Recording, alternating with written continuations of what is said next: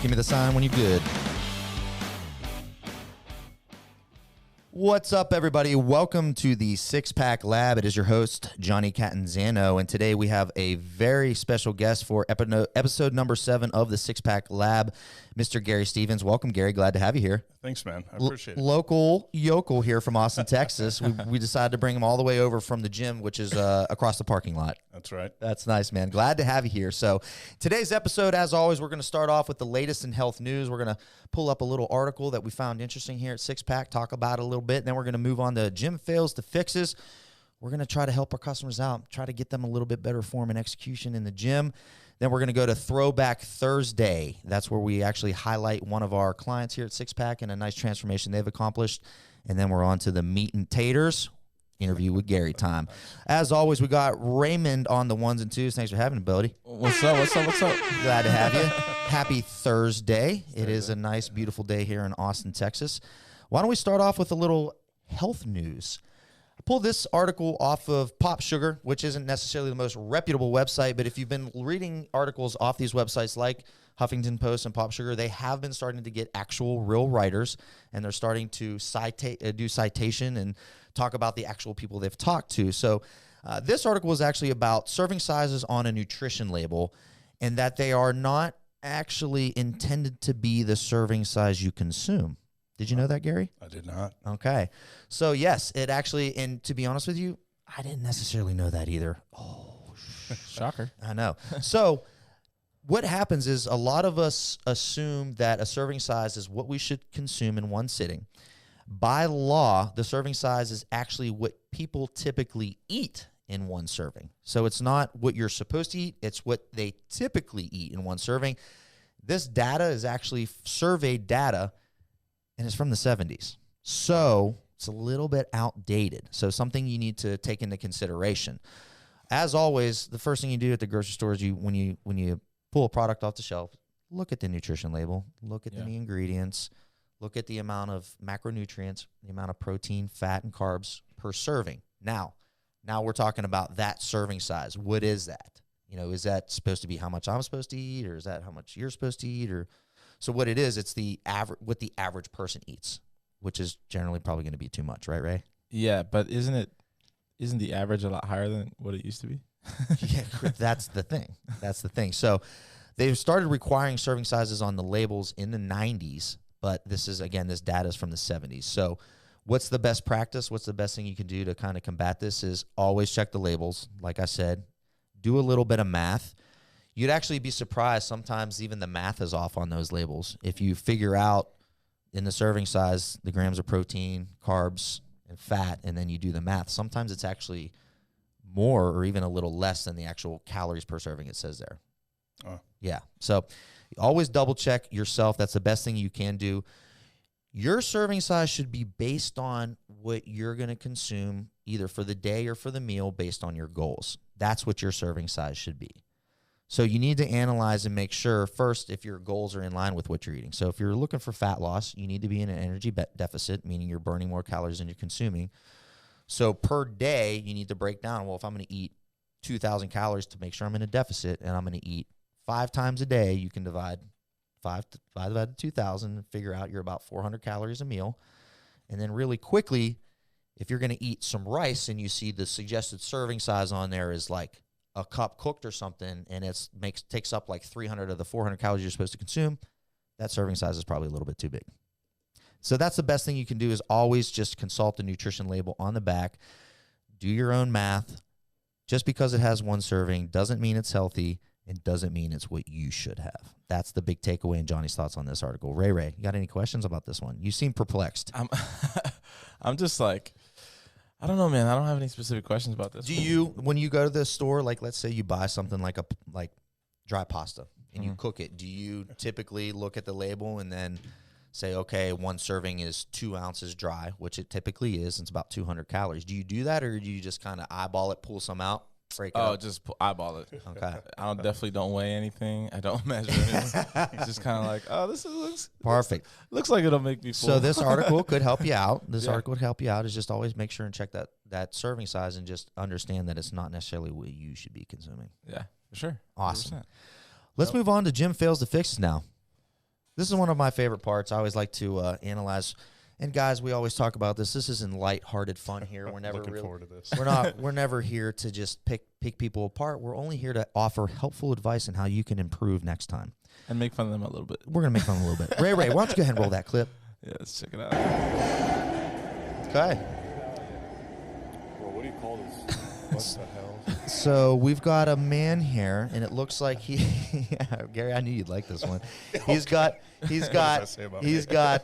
well, first off, he's wearing black pants, black shoes, got white tube socks on. So let's talk about that first. Second thing, he's got 1 foot up. He looks like he's on the elliptical. He's got 1 foot up, and he's humping it. Yeah. He's humping it. Yeah.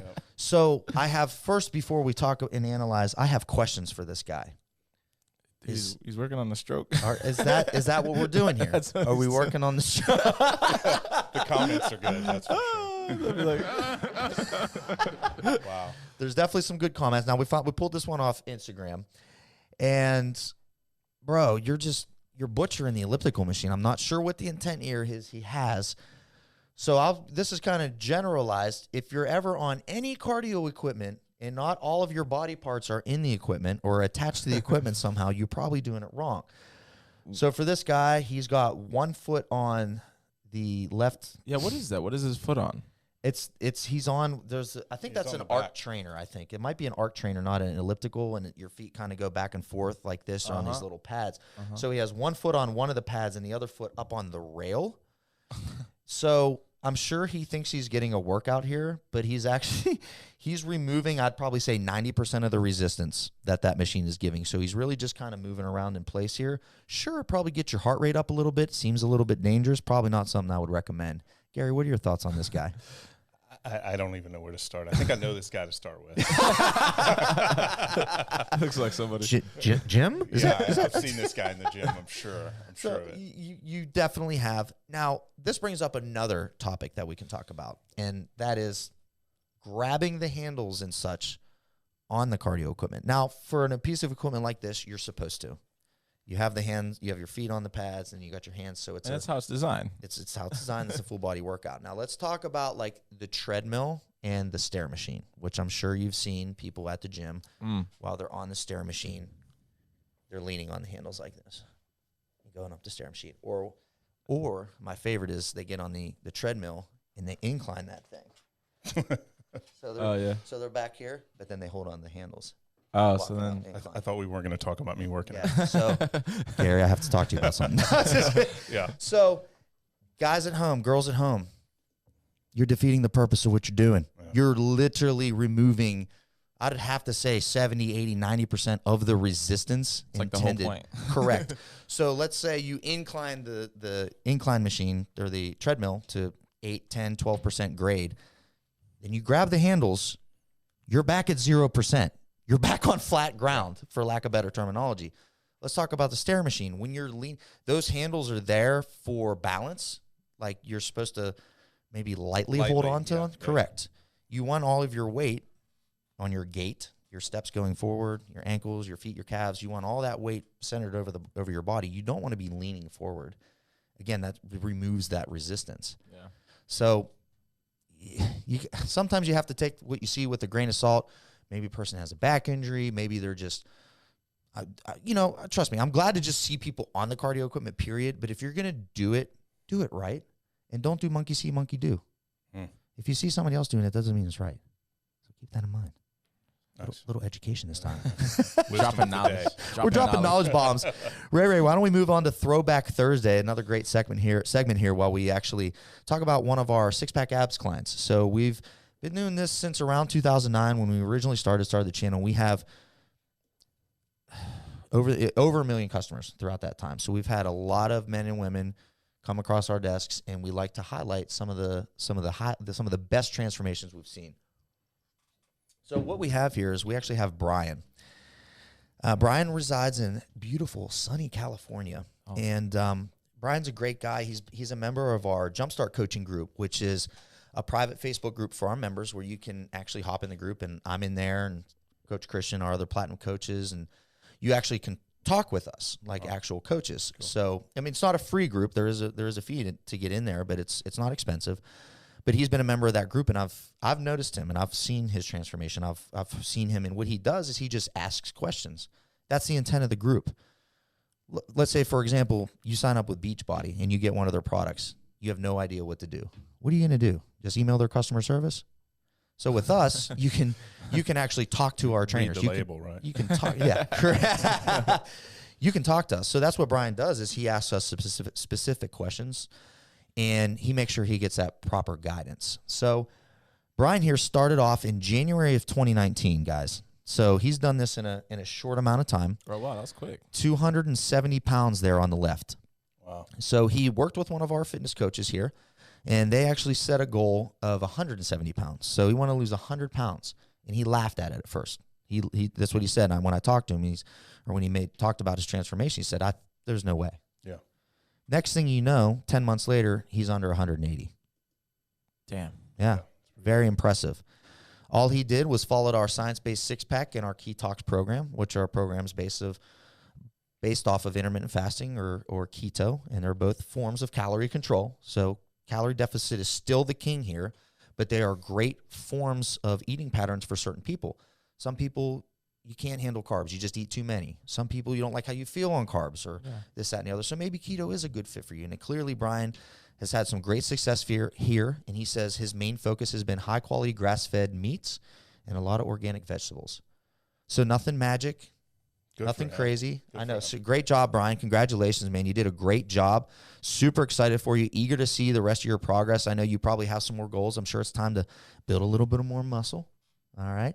So if you guys sitting at home watching have a great transformation, you're one of our clients, please, please, please send it in at team@SixpackAbs.com for a chance to be featured here on the SixPack Lab. Fantastic job, Brian. Awesome work, man. Good job, man. All right. Let's move on to the meat and potatoes. Uh-oh. Gary, I'm glad to have you, man. I've been excited about this one. We've been talking about this one. Yeah, we have been Yeah? talking about this Yeah. one. Yeah. Oh, God. Hopefully I don't disappoint. Yeah. Just sit here like a potato. So Gary here is actually local Austinite. You were born here? I was not. Where were you born? I was born in Wichita Falls, Texas. Okay, so Grew up in just South north. Florida. Okay, you grew up in South Florida, like South Florida. Oh, that's where Ray Ray's from. That's where I grew up. He's a Miami boy. Where are you Already? from? Miami. Okay, Yeah. hometown. I went to FIU. Said 305. I lived Very in nice. Broward though, but yeah. Did you? Yeah. Where at in Broward?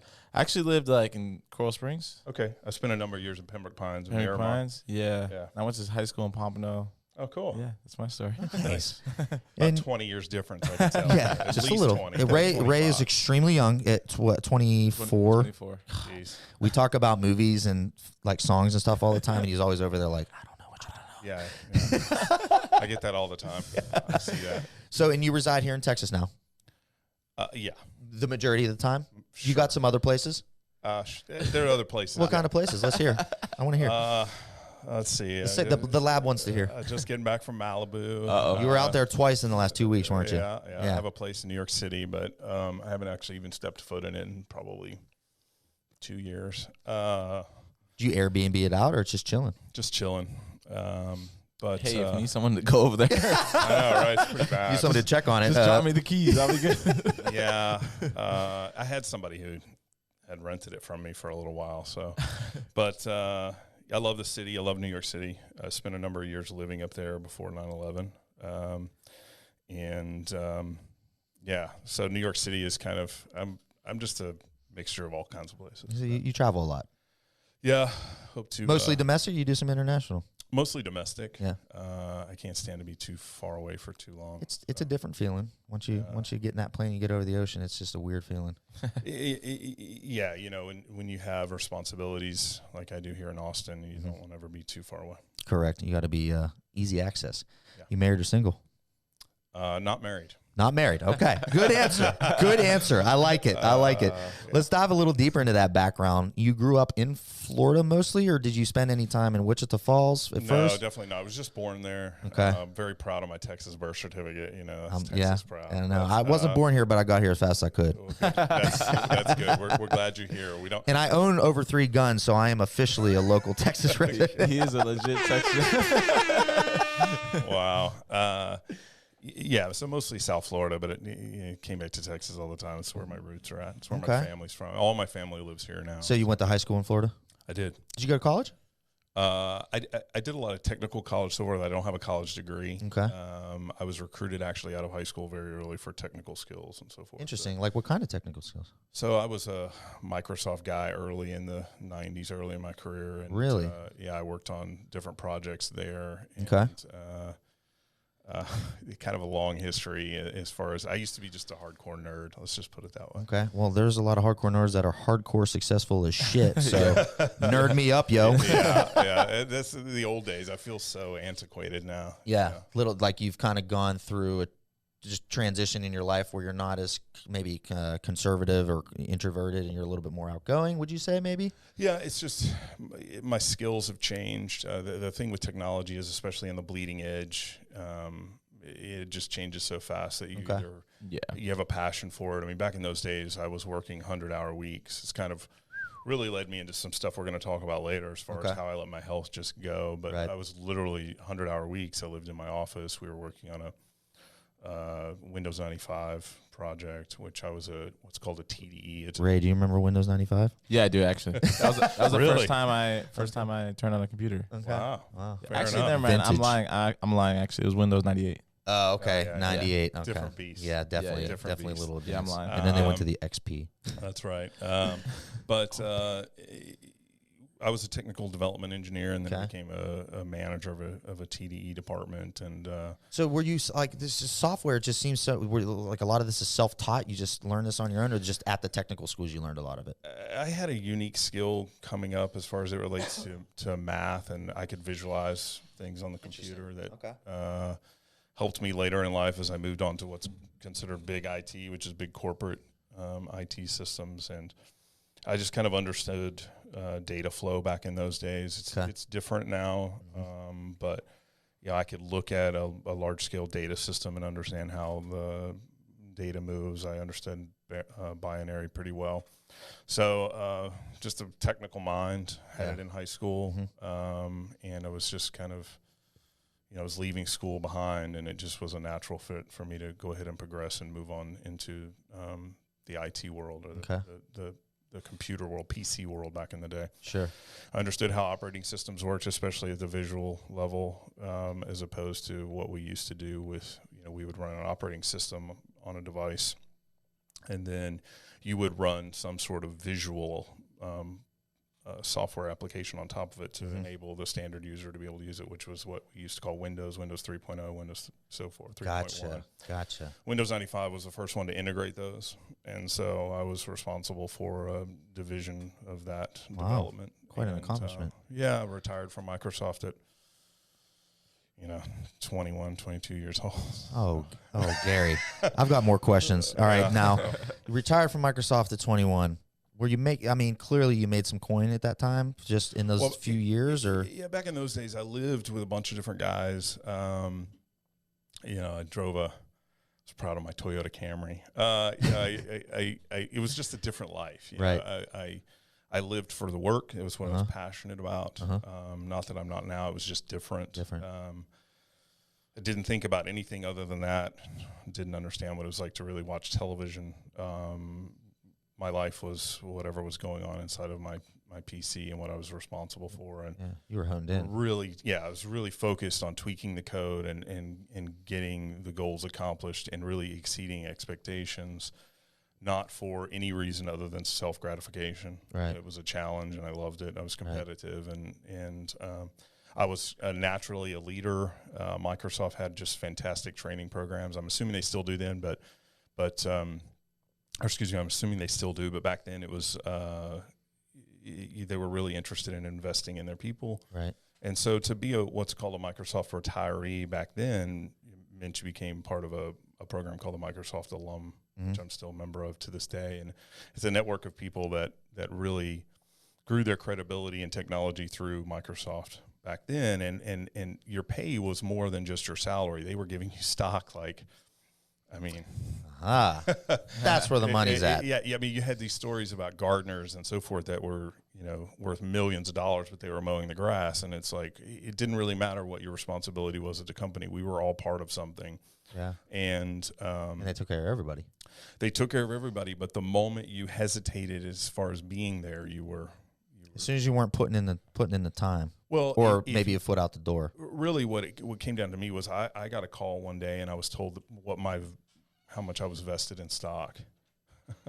What's that number, Gary? You can share it with us? No, sorry. Okay, I got you. Just insider information, can't tell. Yeah, and I had become vested. I had enough time there at the company to become vested in my stock. I knew what my options were worth based on what my broker had told me. Mm-hmm.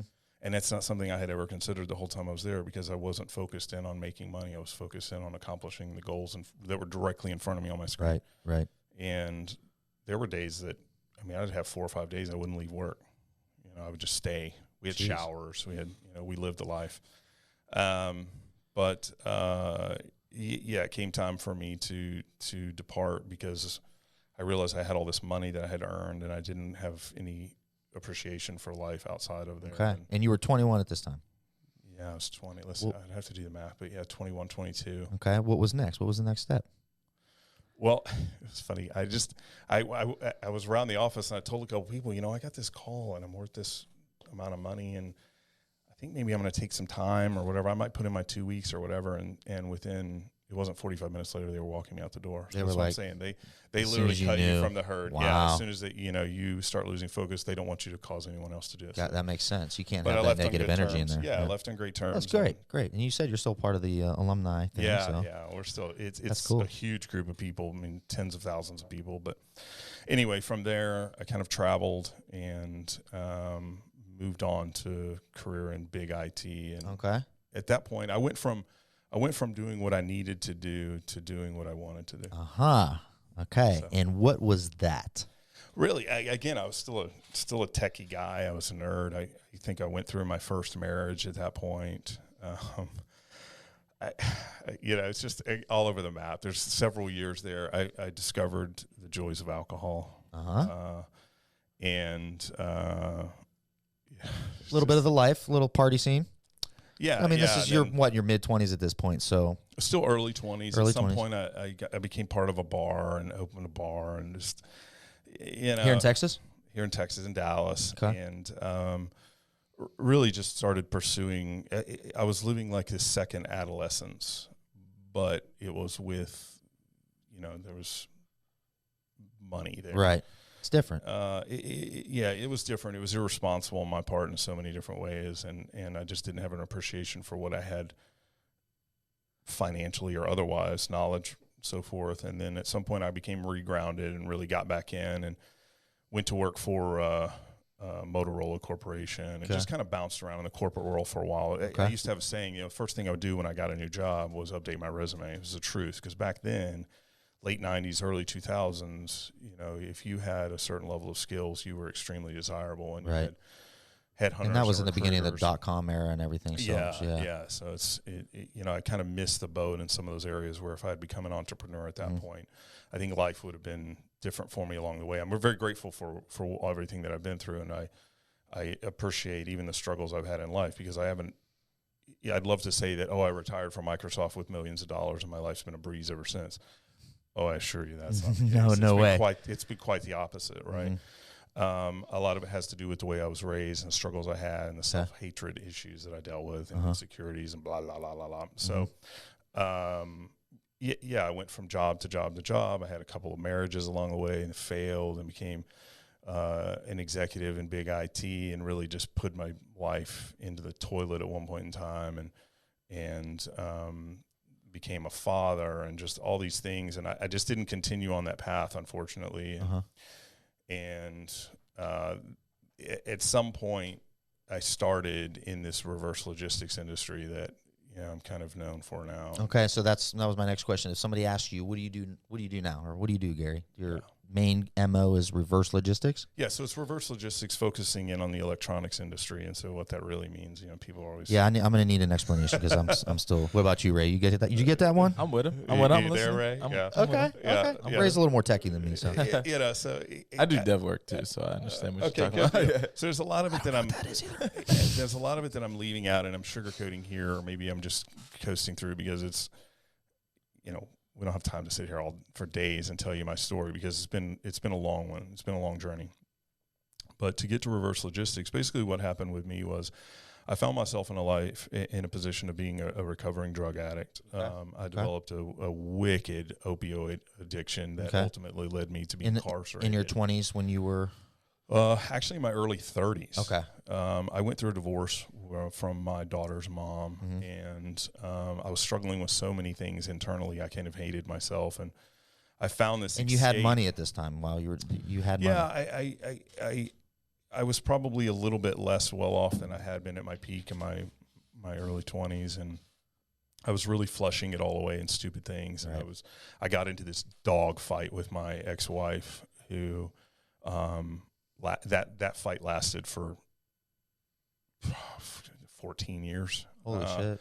Yeah, I mean, and it just got to be where we were constantly upping the ante. And I had a doctor with a heavy hand who, you can't sleep, let me give you Ambien. Oh, you're just too wound up, let me give you Xanax. And it's, your back's hurting, let me give you Tylenol 3s. And just, Jesus Christ, just the amount of drugs I was putting in my system. And I justified what I was doing because I didn't consider myself a drug addict because I didn't go to what people call a trap house or a dealer or what have you. I went to Walgreens. They're technically legal drugs. Yeah, you're going to the pharmacy. Right. The doctor's like, yeah, you need this. That's right. If I got pulled over somewhere, it was my drugs were in a container with my name on it. It was perfectly legal. And you could drive away. Yeah. So, but, things got really bad and I lost just fortune and, wow. things got really bad, and you get desperate when you get to the bottom there. And long story short, I mean, I'm coming up on 10 years clean and sober. Congratulations, man. That's a beautiful thing. Thanks. Congratulations. It took me a couple tries to get it. I never struggled with alcohol per se. I used to say I don't have a problem with alcohol. People have a problem with me on alcohol because kind of the worst of my personality came out during those times. But right. I never really struggled with it. It was always the prescription drugs, and I've been able to keep it in check, and that's a big part of who I am now. And the reverse logistics is something I started out of desperation. I find myself, not really being able to work, not really being able to be responsible for anybody other than myself, and I had always been a leader. And it became important at some point in time to get back on my feet and get to work, and I realized part of my recovery was needing to engage at that level. Right. And so I had come across a few people, and we talked about kind of what happens to products in retail stores, or stuff that now especially is bought online and customers they want to return it. Or if I go in and buy a new cell phone, they always have trade-in programs where you trade your old cell phone. And it's not as prevalent today as it was, say, 10 years ago. Right. But everybody used to trade their phones in. It's like, well, what happens to those phones? And I met a guy along the way who, he would always say that he used to sell drugs. Dope heads would come to him, and they would trade their cell phone or cell phone they stole or what have you to him to get their drugs. And he was like, I don't get in trouble for selling the phone. I get in trouble for selling the drugs. And so he started a company where he was basically buying used cell phones. Wherever he could get them, he would source used cell phones and refurbish them and resell them, and grew that company to be huge.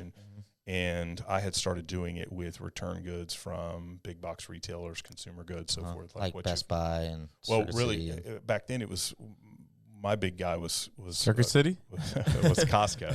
Costco, yeah. Costco, Target, not so much Walmart, but those type stores. Right. And started a company doing that, and then moved into the electronics sector, and just never looked back. I've started a few companies and done really well. Mostly in that reverse logistics Mostly in space? reverse logistics, okay. but I really became focused on electronics. So not only do we process cell phones, but all of the accessories that go with it.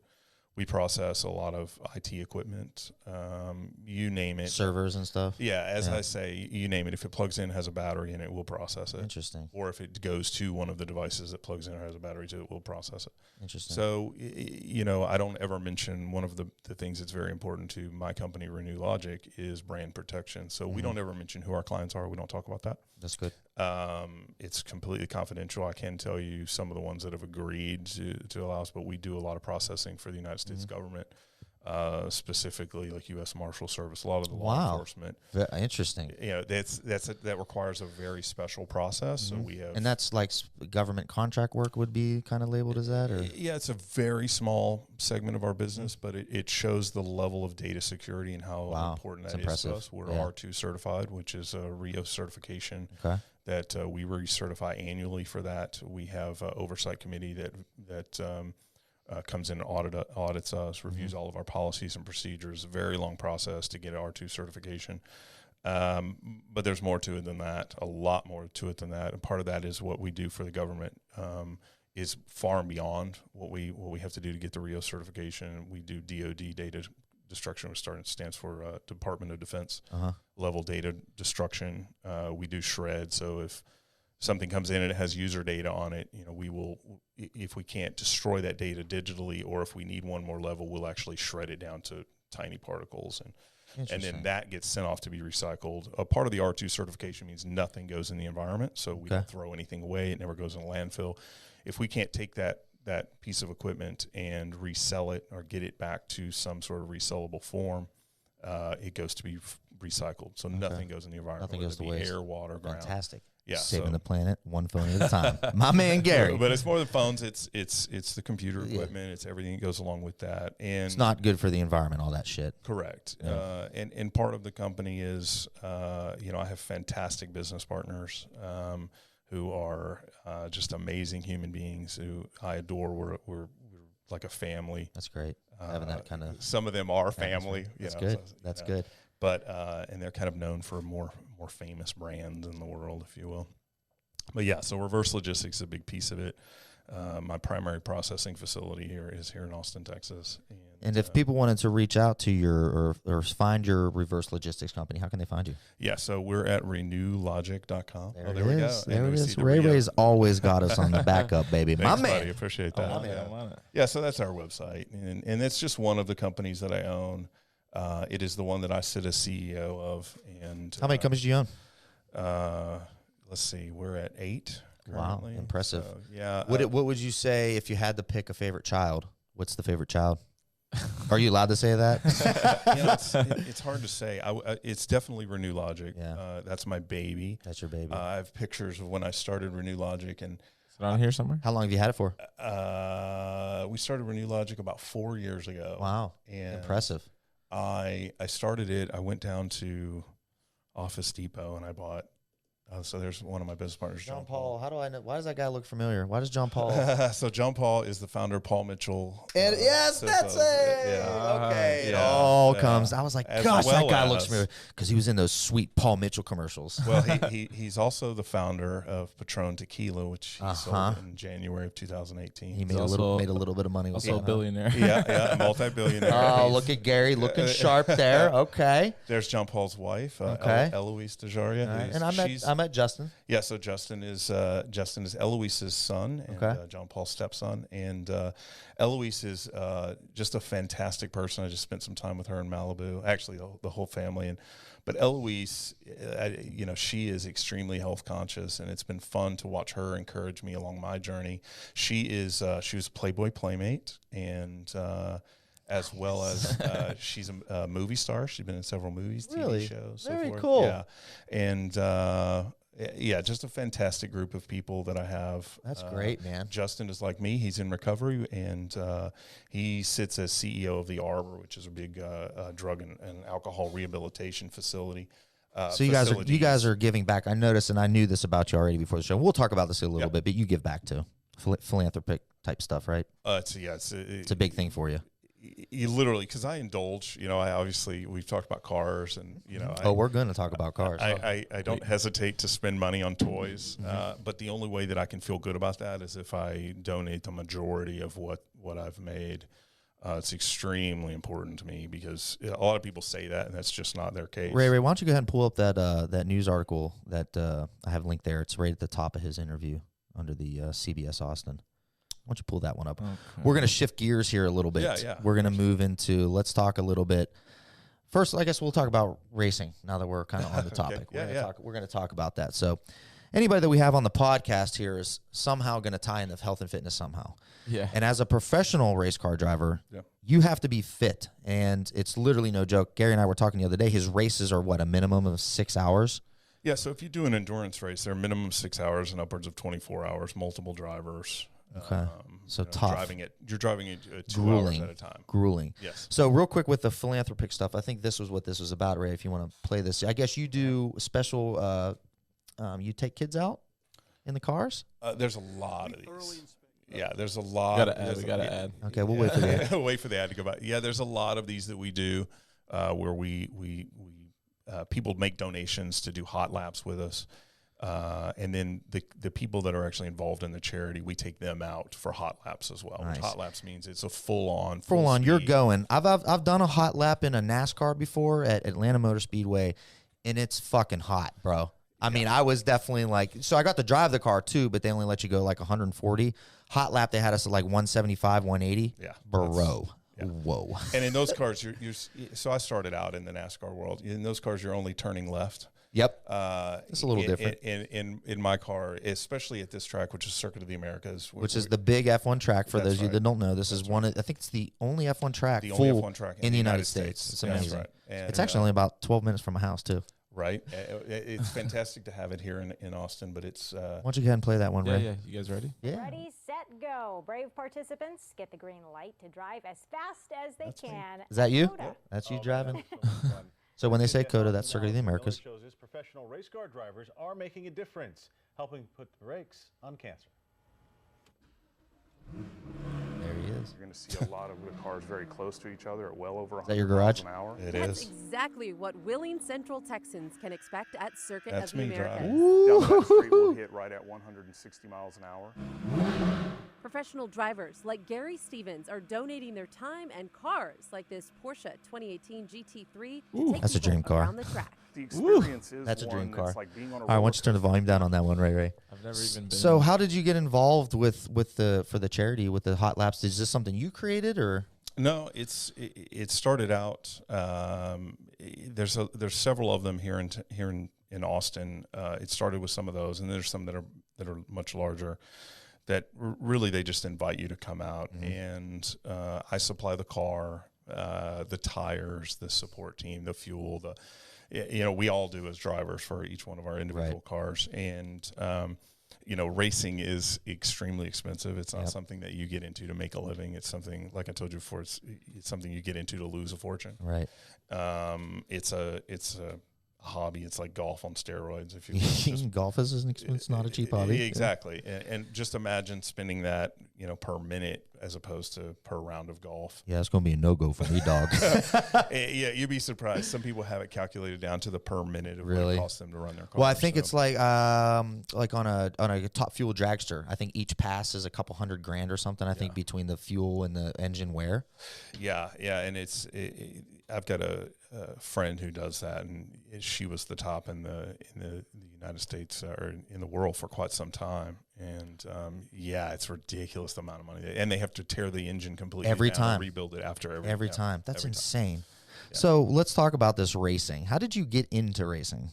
So for me, it started out with I had my first Porsche. Well, originally NASCAR. I went to an event and I was invited to come and drive later, mostly because I showed a level of focus and aggression on the track that they really look for. Okay. And then circuit racing, I started many, many, many years later here at Circuit of the Americas. I went out to an event with my Porsche and met a professional driver that I had, this Italian guy they put in the car with me. Had a nice thick accent. He was kind of funny, and he saw something in me and just encouraged me and pushed me and put another, really the top Porsche driver in the nation at the time in the car with me, and he recognized some talent Wow. And started pursuing it and started moving my way up through the ranks and all the different classes and driving cars, everything. That was the one thing about it for me coming up is I didn't have any fear. It's all muscle memory as far as what I've had things go really wrong in the car. Yeah. It's all muscle memory as far as, you really train yourself to be prepared for whatever happens. And just started moving my way up. I would drive anything. If they put a car in front of me, I would go out and drive the wheels off of it. The crews that I've worked with, based on what they've told me, they like working with me as a driver because I'm very communicative. Sometimes that can be very bad for them as well, because I do have just a tremendous level of aggression in me that I try to harness. And I try to really hold back in day-to-day life, but on the racetrack I don't hold back. And just like in business, I hold my teams ultimately accountable for how they support me and what I do. You might not be successful without it. Right. And I'm very loyal to my crews, and I also am very appreciative because my life is literally in their hands when I'm on the track. Of course. And I'm not one of those that gets out and says, just because I'm driving the car, I'm the most important guy here. I'm just the driver. I am the one putting literally his neck on the line. Right. But it's a team sport. Yeah.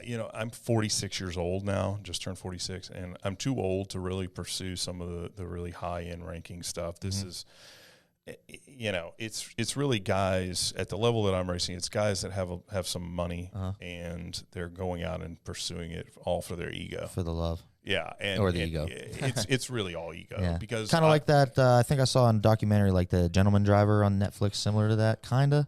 Oh God, yeah. So Ed Brown, obviously CEO Patron, he was in there, and I love Ed to death. But one of the things that I absolutely hate is the term gentleman driver. Oh, okay. So it's okay. Well, sorry about that. and it's funny because the guys in the racing world know it. When they come to me to ask me to test a car or race a car, they're just like, this is not a gentleman driver thing, because in the racing world, number one, when I'm on the track, you could consider me a gentleman, I suppose, because I am courteous and so forth. But I'm also. But you're not going to back down to one of the. No, I'm terribly aggressive. I don't care. You have these douchebags that show up to the track and they'll go out and buy the most expensive, fastest, most horsepower they can, and then they don't have a fucking clue how to drive it. Yeah. These are the guys that will. We have in the cars, we have what's called nannies, which are these systems that keep the car on the road. They have traction control, all this other stuff. They'll go out without any experience, and they will let their ego get in the way and turn all that off. Those nannies off, and then they back a $200,000 or $300,000 car into the fucking wall at 200 miles an hour. That's the worst idea ever. They're shocked that it happens. And it's like, well, it happens because you're stupid. You let your ego get in the way, and God bless you. I mean, I love driving with these guys, but you have to keep your ego in check 100%. because the car will reach out and bite you. And anyway, that's really what it is, there's only a handful of guys in the world outside of Formula One that are making a living at driving. Because there's just not that many seats. And so you have gentleman drivers out there that are guys that pay for their seat. They're amateurs that perhaps work themselves up to the pro level and carry a pro level card. Myself, I'm pro licensed. I carry a FIA license. You're a real pro. Right, at the silver level, so I can drive in anything except Formula One. A lot of those guys that you hear about, they never reach that level. They never put the time and effort in before an event, even if it's just a testing day. We're just going to the track to have fun. My entire schedule, routine, everything changes. I become very focused. All I watch on television is films of myself driving or mistakes my co-drivers have perhaps made, generally people I know. So that we can learn from those mistakes. Wow. I changed my driving Would habits. you consider that part of your training? I was going to ask, what's training like for your races? Yeah, so it's definitely part of the that's training. like watching film for a football game. Yes, it's exactly Same right. thing. And it's hyper-focused. Which is very important for those of you that don't know much about football. You're literally in film sessions every day of the week when you're not on the field. Yeah. It's like any sport, It's just like that, yeah. So we just, for me personally, it's one of the reasons that when things go wrong in the car, I don't hesitate. It's all muscle memory. You're ready. I'm ready. You're ready. I know the track. When you're coming up, one of the things they work on you about is where your flag stands. You have volunteers or people working the track that are out there with flags to warn us as drivers of what's ahead, because you can't always see it. And I know where all those are. I know where everything on the track is, where my braking zone is. Quite possibly the most important thing on a track is to know when to get on the brakes. And and races are won and lost in the braking zone. You know, if you can be the last person to brake, then you might do a good job, have a good chance of winning. Then you're going to come out the other side better, hopefully, if everything's working, going the way it is. Sometimes things are outside of your control. Right. But, you know, I changed that. I also moved to a left foot drive on the street. So, you know, I've quite a few cars. And so explain what's a left foot drive on the street. Left foot drive means I switched to all braking to my left foot. And so I no longer brake with my right foot. So you're 2 feet. Yeah, that's right. So I drove that way for a long time. Yeah, for me, I was lucky. Back before I started, back in 2002, I broke my right foot, and I had to learn how to drive with my left. And so there's some sensitivity that you have to get used to. And I try to teach other drivers, you know, how to do that. One of we won't get into that, but there's a lot of ways that you can learn how to do that. But it's a skill, and you'll see pro drivers that will put a Post-it note. I have one good friend, Dennis, who he puts a Post-it note on his race car that says left foot brake, because he has to remind himself to keep his left foot on the brake. He's out of habit driving on the street. So you see a lot of the Formula One guys, you know, weeks before a race, they stop driving on the street. Their teams won't let them. No kidding. Because they have to stay focused in what's happening in the cockpit. Makes complete sense. Yeah, and you'd be surprised. The things that we do as race car drivers will literally cause accidents on the street. You know, I brake 20 feet before I have to turn in somewhere, even if I'm in my Escalade.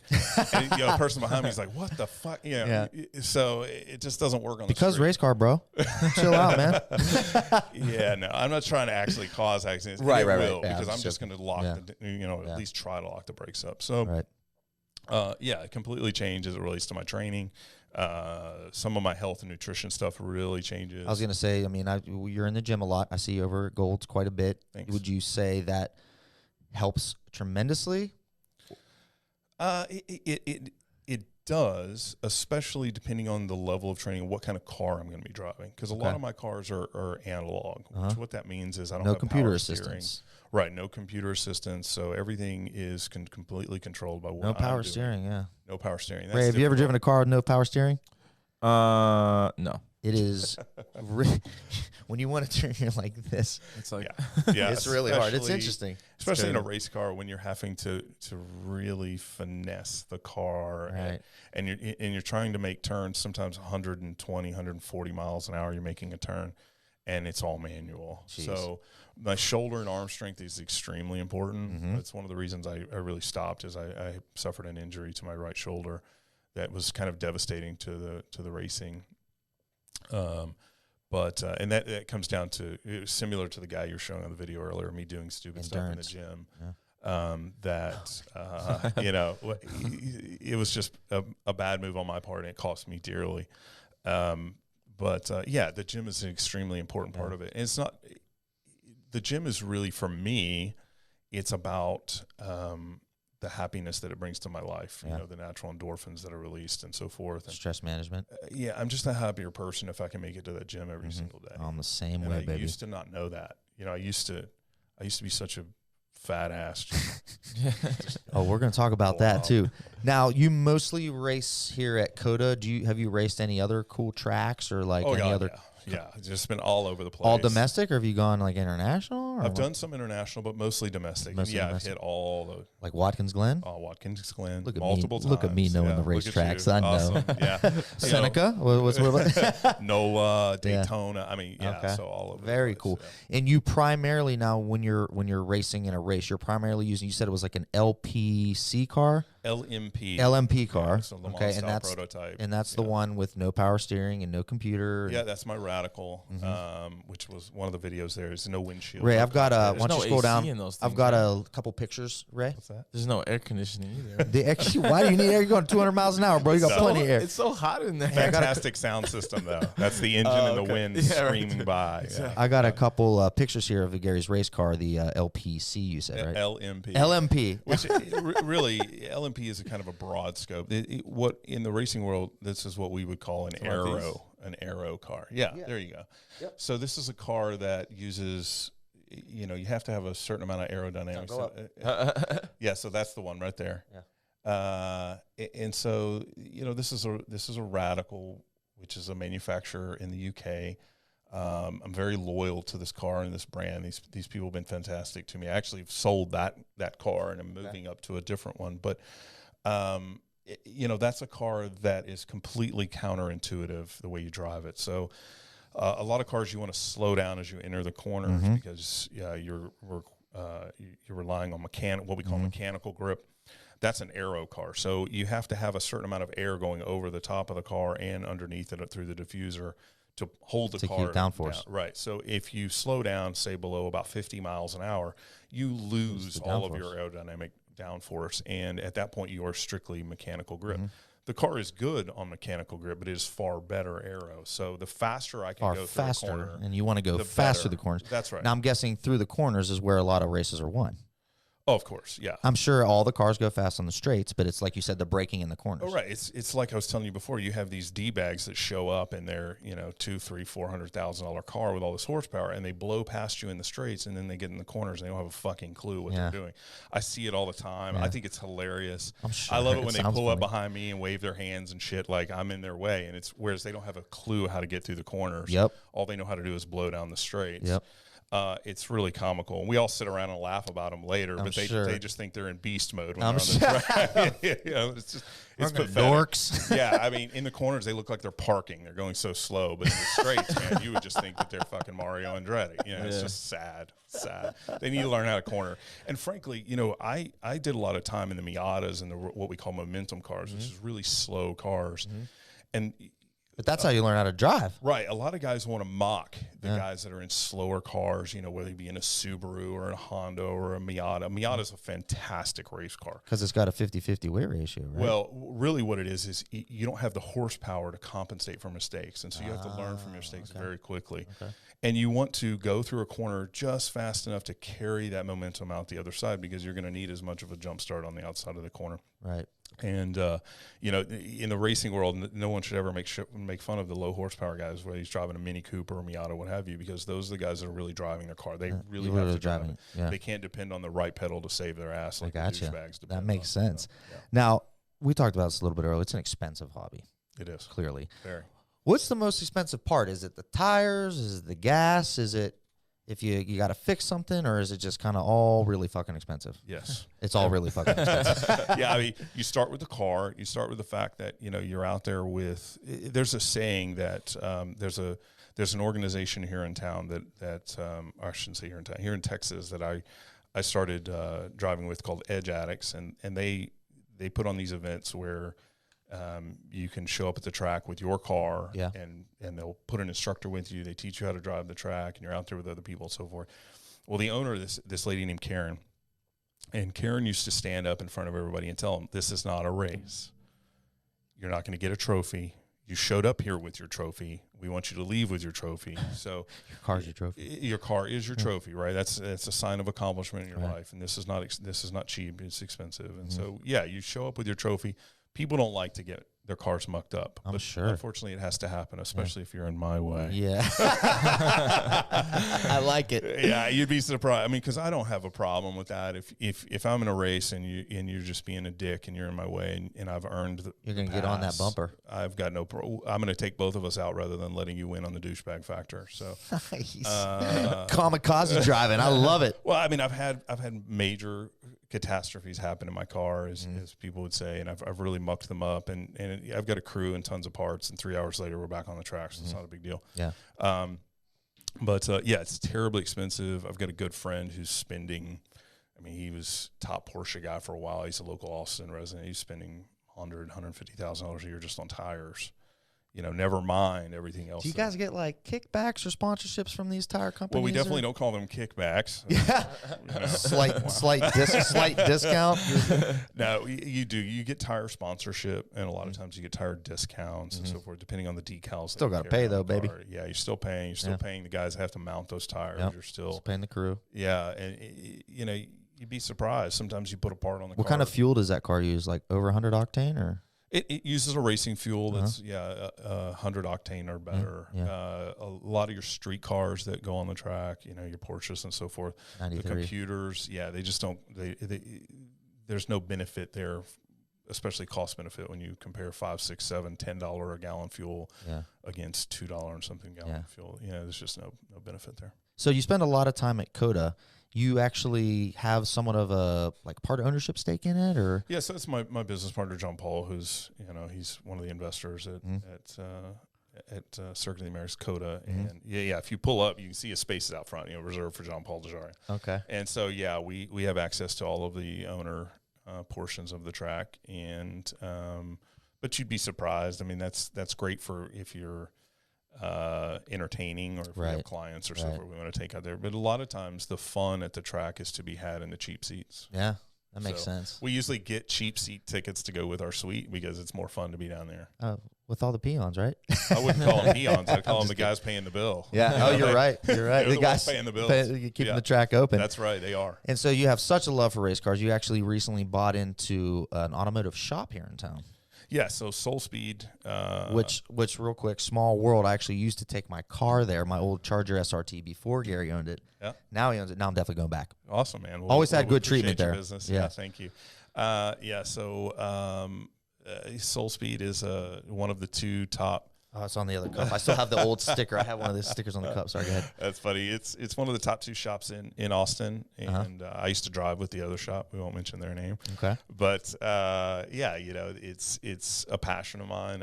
I love it. I didn't get into that industry to make money. I got into it just to pursue the passion. And I meet a lot of guys. It's funny. I'm not really somebody that I think anybody should know. I'm just a guy. Right. There's nothing really that special. Right. But there it is. I meet a lot of guys who follow me on the track and so forth, and they kind of love what I do and my passion for automotive.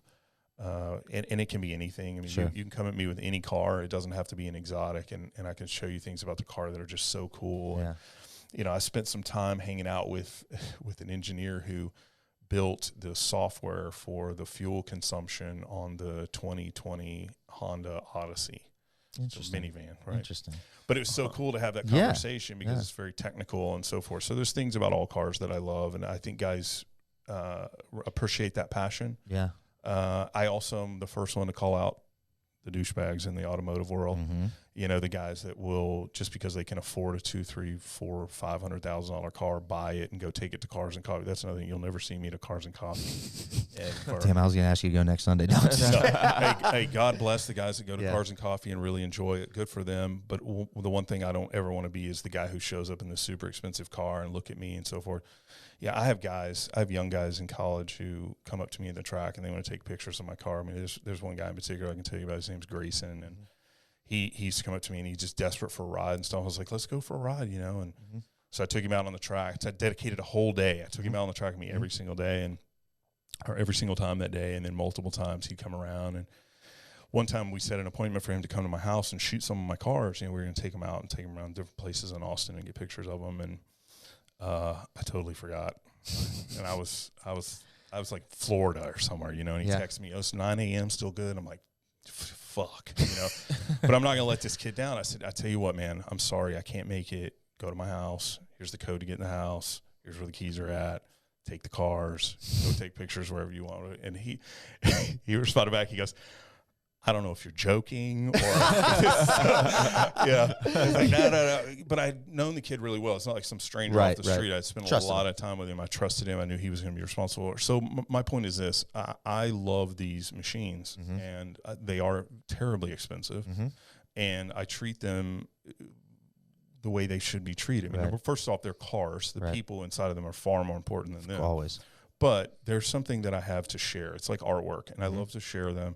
I don't want to be one of these guys that's at a Cars and Coffee and look at me. And, that's why most of my social media and so forth, I hide my cars. I show off maybe a current project, and it's not unlike me to delete things. I just never want to be one of those guys that kind of throws it in your face, because it wasn't so long ago that I was driving a Nissan Altima, and, I had $20 in my pocket, and I had to decide between gas and food for the day. And puts it in perspective. It does. I appreciate these things. I appreciate where I am in life, and I'm very lucky, and I like to share what I have. And so part of that is through Soul Speed. Yeah, that's fantastic. Where we've built that place for people to come up and just hang out and check out the cars and talk and play pool and take Oh, a y'all drive. got a pool table now?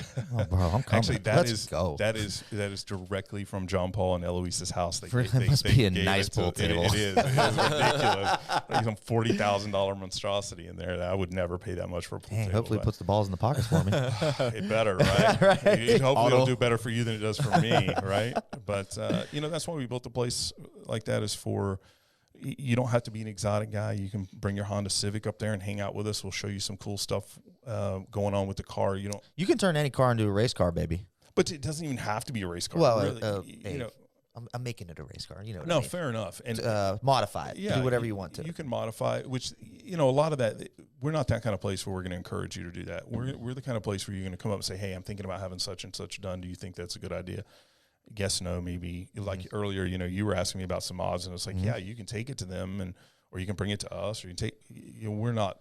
That's not the business we're in. We're in the passion business, and it's really just about sharing it. We don't stock a bunch of parts or modifications or anything like that. It's literally a place for people who love cars to come and be around them. And do I have millions of dollars worth of cars in there that I love? Yeah, of course. That's part of the deal. But I also have cars that maybe I paid $10,000 for. I keep my Hummer there. I've got an original H1 Hummer that's completely I keep that there. I keep just quite a few of the different cars there, just because maybe they're not race cars per se, but there's something beautiful and special about them that I can share with people. Absolutely. You can see that in a lot of different cars. So and I'm sure you've seen a lot of your cars, Ray. Why don't you pull up that picture of Gary's garage real quick? We'll just show a quick snapshot into you. This is your personal garage and personal collection. That's not the one.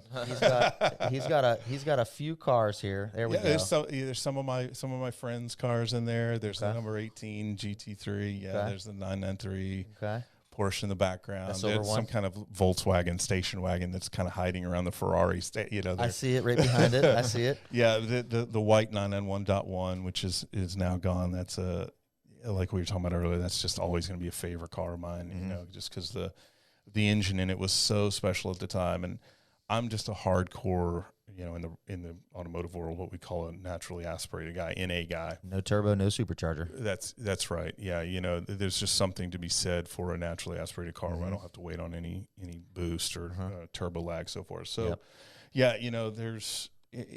there's so many more cars that could be. Oh no, I'm coming over. I'm coming over to check it out, baby. Absolutely. So, but that's I love to go out and I broadcast a lot from my garage and from Soul Speed on my Instagram and really share the passion of the cars. And again, it can be a car that is worth a few $1,000s or a car that's worth say like a Senna that we got, $2 million car. Right.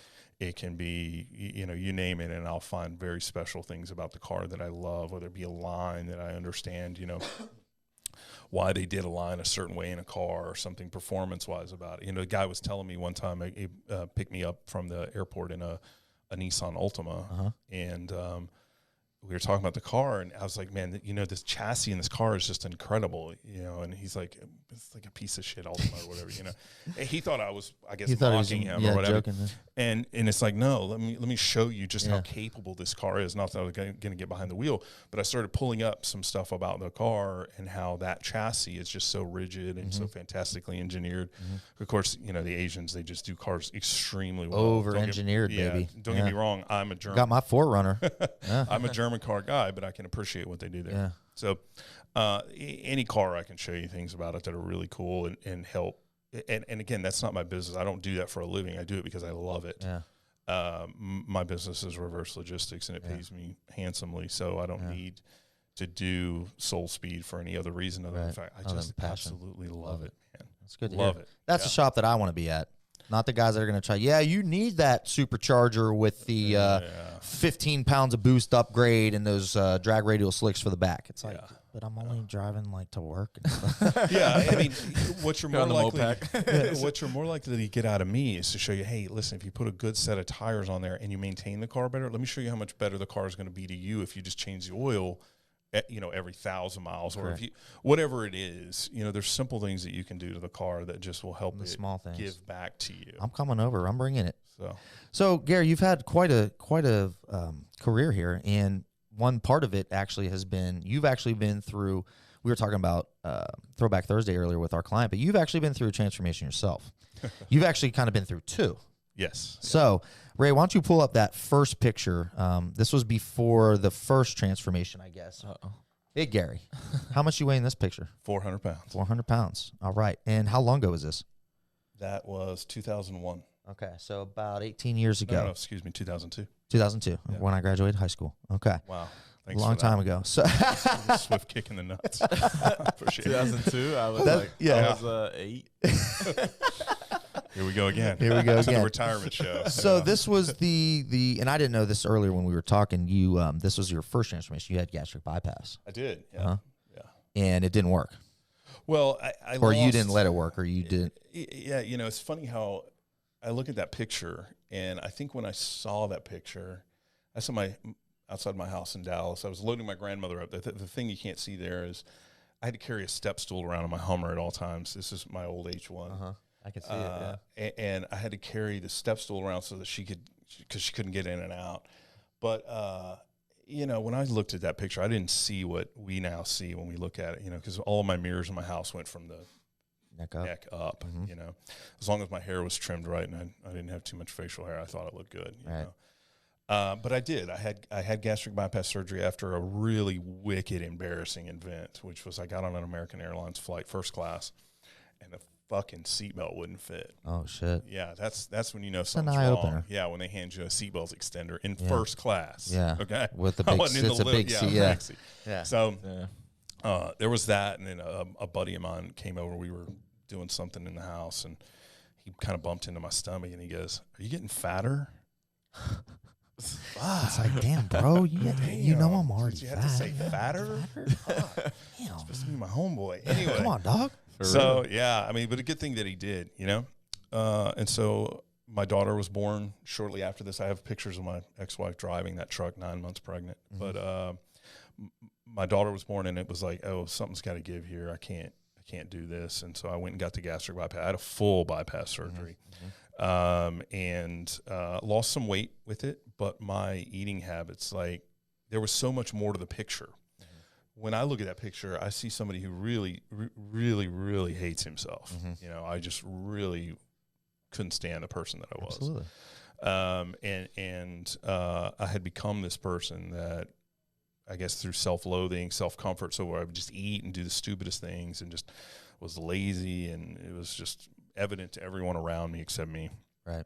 And it didn't stop me. I mean, I made a great living. I had a wife. I mean, still to this day, now I realize this is the one that I fought with for years, and she's still probably one of the most beautiful women in the world. Just, you know, so it didn't stop me from dating, you know, just whatever it was. I mean, it was weird how it crept into my life like that. So I had the gastric bypass. That was a pretty wicked surgery. Lost a little bit of weight, but started eating over it. Okay. And what I found was I could consume the same amount of food if I would just spread it out and just eat all fucking day, right? Just small portions, and I didn't have to drink all the chocolate milk right now. I could just drink it over the through the course whole of the day. Yeah. Because you would get fuller quicker, but you realize, well, if I spread it But out, I'd get I'm hungry gonna- quicker. Hungry quicker. Yeah, so it's not like that lasted. That's one of the things they didn't really warn you about was, you fill up with just a little But you're bit eating of food. less fiber, you're eating less protein, you're eating less food yeah. overall. So then, you're going to empty the tank pretty quick. And your absorption of stuff just, you're just not absorbing it. Everything's passing through. And so, it's pretty easy to get to a point where I heard somebody one time who did the same thing. They called it grazing, which was true. You just graze all day like a fucking cow. Right? So if you pull up one of the other Scroll pictures, down 2 more pictures. Not that one, next one. Up a little bit. There you go. Yeah. So that guy on the left there, that's kind of what I look like after gastric bypass for years. And Gary on the right talk is a about little that different. douchebag. That guy on the right, yeah. Douchebag face and all. Check. Douchey. Definitely took the selfie because it didn't work out if I didn't take it. Oh my gosh, that picture! I can't believe I sent that to you. I was just, Hey, I asked I was you. looking I at was the like- fat guy side. I wasn't looking at. Come No, on, you're man. good. Post it up there. Showing off the rolly too. I see it. I don't take that bad boy off. That's my daily. I don't take it off. It's the Daily Rider. So daily. Anyway, yeah. So the picture on the left is kind of what I look like for many. About how much you many weigh in that years. left picture? I'm at about 260 265, 270. So still not healthy. Definitely. Not only that, I was still just not moving. I could fit in smaller clothes barely, but I just wasn't doing anything for my health other than eating smaller portions, which really the surgery forced me to. It was not a mental change. The surgery did not change my mind. Right. If anything, it probably made it worse because I adapted. What was the difference the second time around? What'd you do different? So the second time around really was I got tired of looking at that fucking roll around my waist, man. Ugh. And those bitch tits. Jesus Christ, man. Jesus Christ. Yeah, let's just be honest. This is a SixPack Lab. This is honesty here. I mean, and honestly, it's for a lot of people in life, it is little tiny events like that. Like, sir, you need the extra seatbelt in the airport, or your buddy comes up, bro, have you been gaining weight? It's things like that. And it's not necessarily like those people are attacking you. And I know some people maybe feel like they're getting attacked, like your buddy. It's like, what the fuck, bro? But maybe in his mind, it's like maybe he verbalized it because he's concerned. Yeah. And sometimes that's a cue for you. It's like, oh, shit, I need that rude awakening sometimes. I need to change it. You know? Yeah, I think for me, it was a couple of different things, quite frankly. One of them was I was tired of looking at what I was looking at in the mirror. I was tired of having to manage my clothing. Right. Like always making sure that I had clothing that covered up. Like I had to really hunt to find a picture that showed off just how fat I was because I did a great job of hiding it. Yep. And I just got tired of not living and feeling trapped inside of this body that was not representative of who I was mentally. Right. I was so good in so many other areas and really aggressive and so forth, and I did not know how to engage in the gym. And it's, we obviously met in this gym that we go to that's across the parking lot here. And I remember the first time I came to that gym. I mean, it was the most intimidating. It's pretty intimidating. And it's an old school Gold's, and it's some of the clients have been going there for years. That place has been there a long time. And you can tell. Yeah. And that's kind of the joy about it is it smells like an old gym. Right? It does. And it's laid out all funky and, but we have a shit ton of machines and it's a gym that people go to for the most part if you're serious. We have other Golds that are not far away that are not for the serious, for the guys that want to just go and take pictures like that one I got there on the right. Yeah. That's down off Highland Avenue. I know where that one is. I wasn't going to say it. I know where that one is. Yeah, it better be on blast. Yeah, that's the Highland one. That's so funny. Yeah, I'm gonna get an email from Gold's Corporate. Oh God, yeah. So, hey, if you need contacts over there, Gary's gonna get me out of it. I'm good. I'm Gucci. True story. Yeah, the press almost rolled up on him over here one day behind something, and I saved their ass. But anyway, it was extremely intimidating because as soon as you pull up, oh shit, these guys are serious. I don't have a fucking clue what I'm doing. I'd gone through several times where I'd hired personal trainers and frankly, I hired them for the wrong motivation. Right. And I think people do that pretty often. It happens quite frequently. Yeah. The wrong reasons. Yeah. I hired personal trainers for the wrong reasons. And I just was not making the changes. And I was not happy. I found myself in a relationship with someone who was just fantastically, fit and beautiful. And that's what it is now. People are hiring trainers based off of their Instagram, based off their social media photos, and it's not a good thing to do. So yeah, and so for me, I did that. I think I found a personal trainer that had the physique that I had always wanted that was not realistic, right?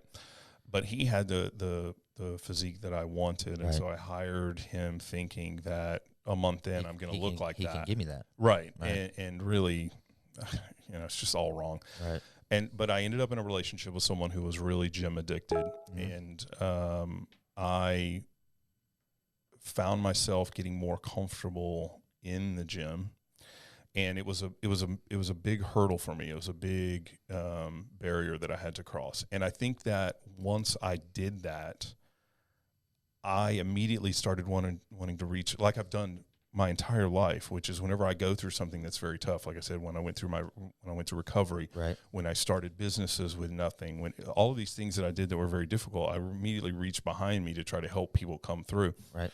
And for me, once I got comfortable in the gym, I knew that even on a bad day when I show up and I look like shit, which, somebody told me this, and maybe you can tell me this is true or not, but you get to a point where no matter how good you look, when you look in the mirror, you don't see what other people see. Correct. And so for me, when I go in the gym and I think I just look disgusting, like I never go in the gym and go, oh, I look great, regardless of what that picture looks Well, like. you Right, pick every little flaw. That's the thing. Yeah, people pick themselves apart. Yeah, you see every little flaw. Absolutely. But no matter how bad those days were, no matter how bad my insecure person in the mirror was talking to me, I knew that the gym is where I needed to be for a multitude of reasons, right?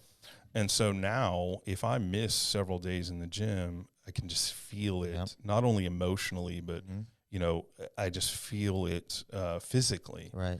And so once I got comfortable in the gym, like I said, I was in a relationship with somebody who was just gym addicted, and in a good way, because that can be a bad addiction too. But in a good way. Right. I really built up the confidence that I probably should have always been trying to build with, you know, personal trainers that I had hired. Yeah.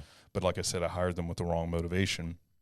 And I started learning about nutrition. And for me, you know, I set realistic body goals. Right. And from the very beginning, I told my you know, the person I was in a relationship with, I told, you know, I want to be, I pointed out a few people in the gym. That's what I want to look like.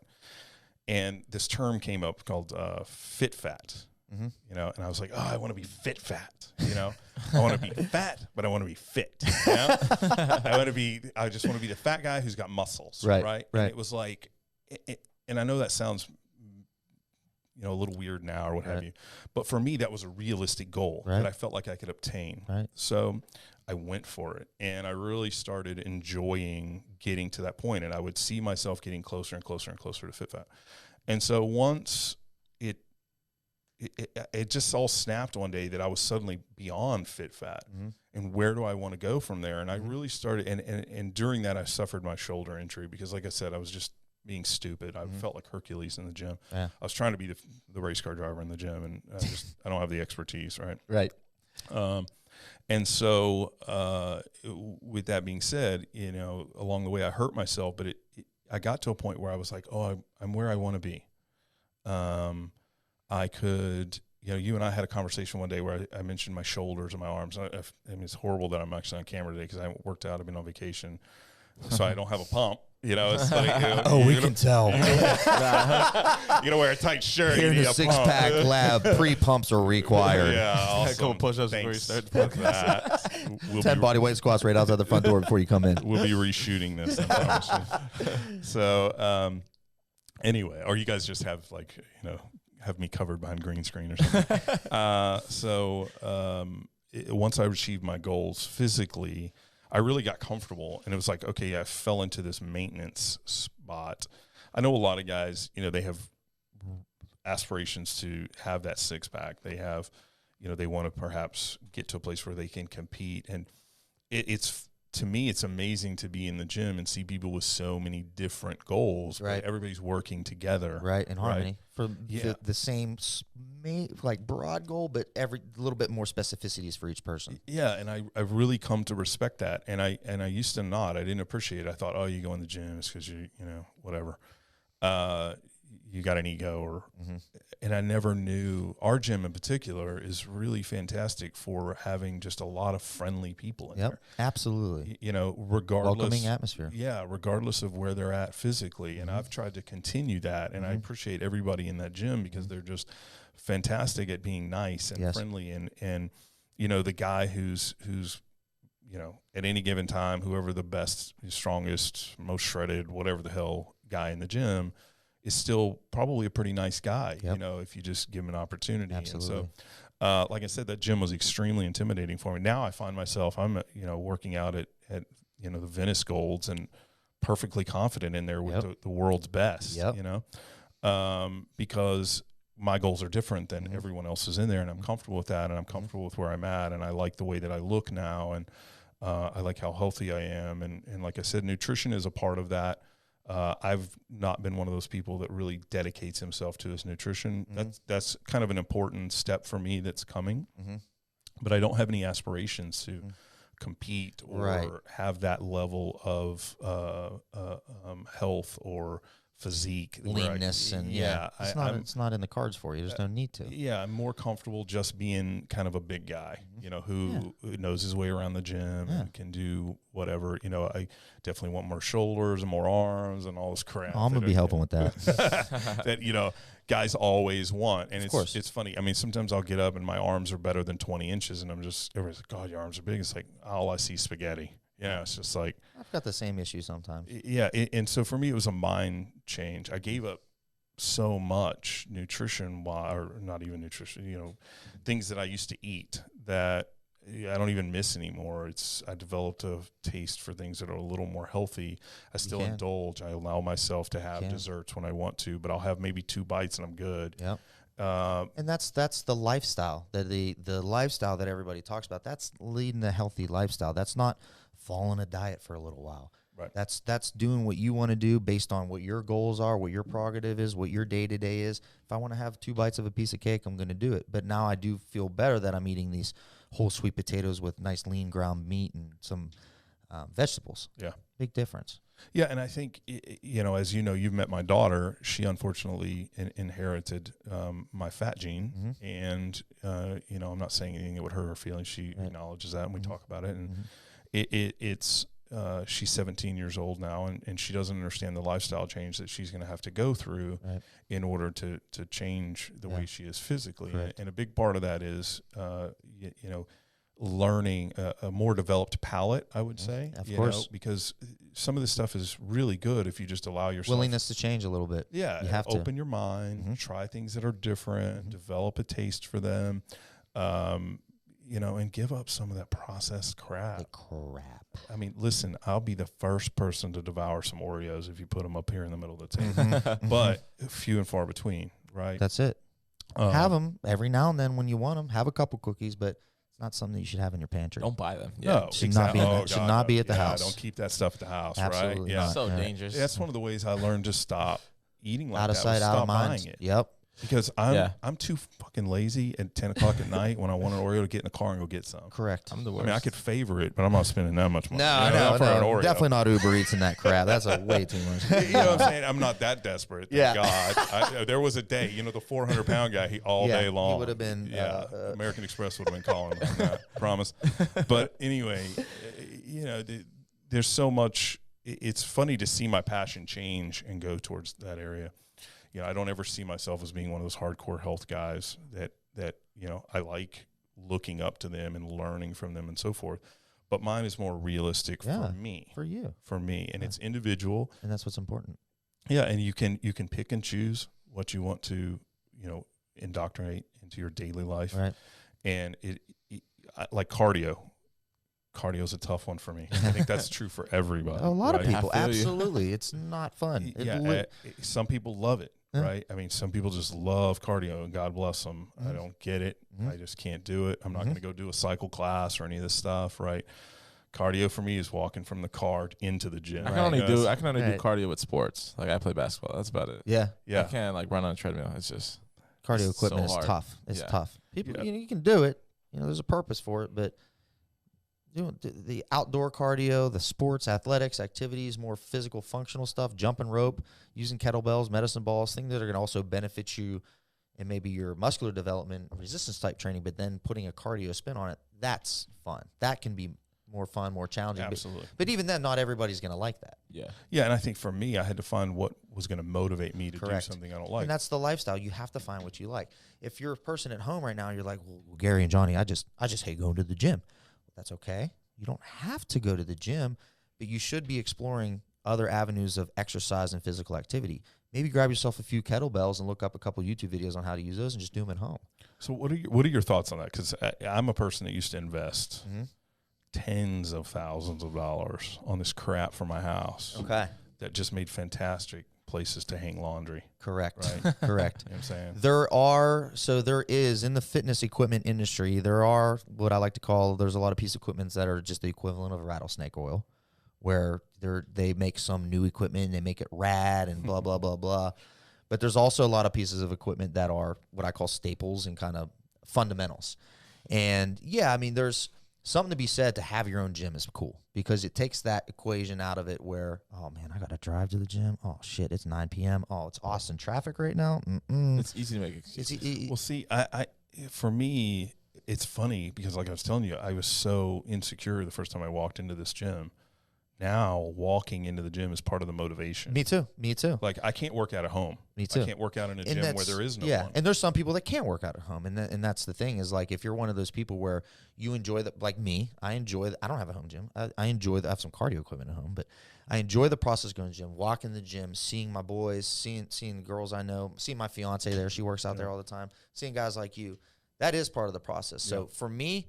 No, I'm never getting kettlebells and throwing that shit in my garage. It just ain't going to happen, and it's boring for me. But if you're somebody that's like maybe you in the beginning where you're trying to find that avenue, like you were a little bit intimidated at the gym in the beginning, maybe that's something you could have looked at as getting some home stuff and trying a little bit of both. But for the most part, it's a little trial and error to find what you might like the spin classes. You might like Orange Theory. You might like Zumba. Who the hell knows? Whatever it is, But you have to open your mind. You have to be willing to do a little bit of change. And let me tell you this, being uncomfortable is what gets fucking results, okay? Yeah, I was going to say that. It's getting outside of your comfort zone. That's what gets results. And it sucks. It's so hard to take those first few steps. It is. That's with everything, too. It is. But that's absolutely true. And that's like, if maybe you started working out and then you're going to the gym every day and maybe you're doing a little cardio, but you find yourself a little too comfortable, you're probably not going to get the results that you're looking for. You might need to change things up and look at different avenues. Yeah. So for me, a lot of times it's like what I equate to the race car world, which is the first time I get into something, it's a little uncomfortable, but I just got to get through it. Yep. And it's the same thing with the gym. The first time I walk into a gym where I don't know anybody. I don't know what their protocol is. Am I racking weights or whatever? Do I fist bump or do I handshake? We have our own little protocol over here with racking weights. It's incredible, but it works. We all do it. So it's not the same at all the other gyms. It's not.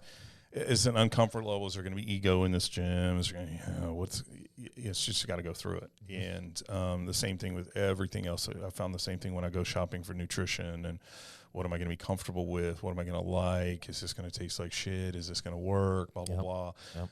And I like to try different things, different products, different gyms, different workouts, different workout partners, 100%. And it's crazy to hear this stuff coming out of my mouth because I used to be the guy that just, man, I was just so intimidated by this world. It just takes a little work. And it's literally just a little bit getting out of sight. Yep. You got to be tired of what your norm is. You got to be tired of being out of shape and not really able to live life. I mean, now I go to the beach and I take my shirt off with no problem. I mean, some people are probably like, dude, come on, put that.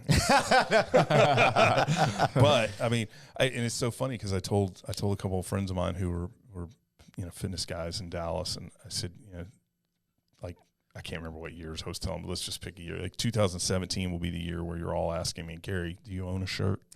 And it like 2016 came around. That was kind of that year. Summer of like, Gary. Yeah, it's just like, Jesus Christ, the guy's never taken his shirt off in his life. I've had entire relationships. This is embarrassing to admit, but again, I'll just tell you. Yeah. We're here at SixPack Lab. There's nothing embarrassing. I've had entire relationships where I didn't take my shirt off in the bedroom, right? What? That's a sign.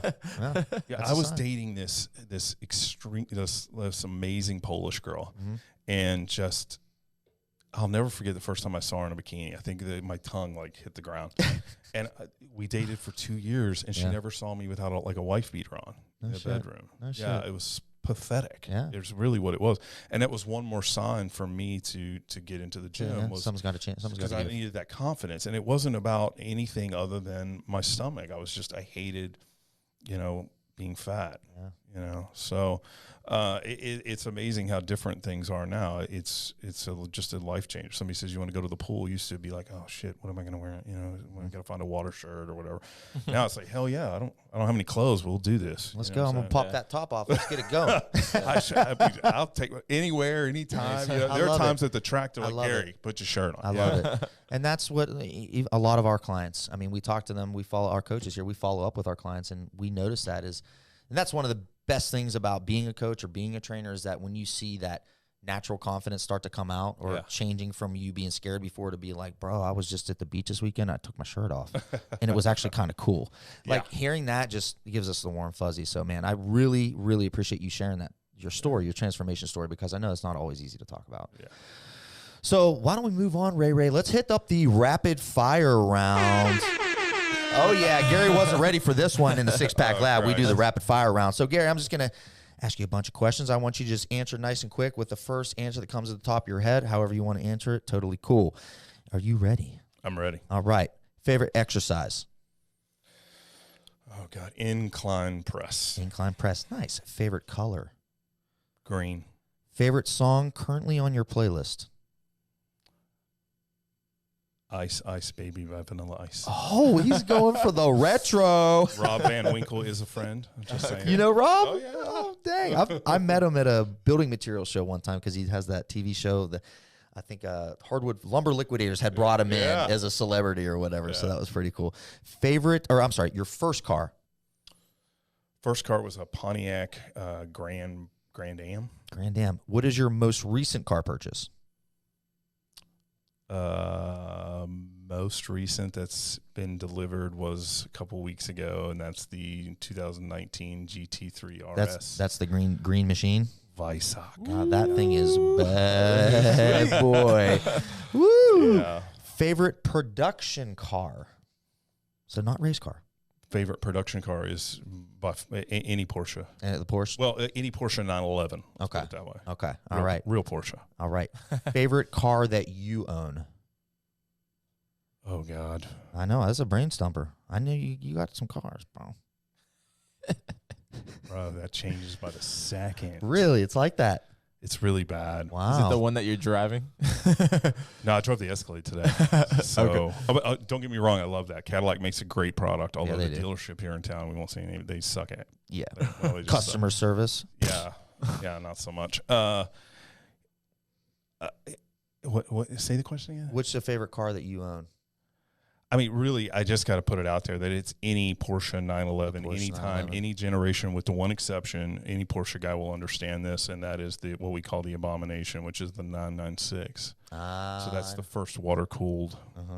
The design on it was, unfortunately, Porsche missed the mark. They missed the boat on that one. Abomination. But any 911, so any rear-engine Porsche, not 718, not some bullshit college girl Porsche. No, I'm just kidding. Yeah. But any 911, Porsche. That's your car. Yeah, that's the car. Yeah. Favorite racetrack? God, I mean, Circuit of the Americas is definitely there, but It's just a classy facility. Well, it is, and like you said, it's 14 minutes from my house. We'll stick with that. But man, there's a lot that Some cool ones. Yeah. All right. Favorite race car? Not production, but race car. Do I have to own it? No. I mean, even my Radical by far. Yeah. Yeah, it's taught me so much. How to drive and how to handle it. Yeah. Favorite book? That's a good one.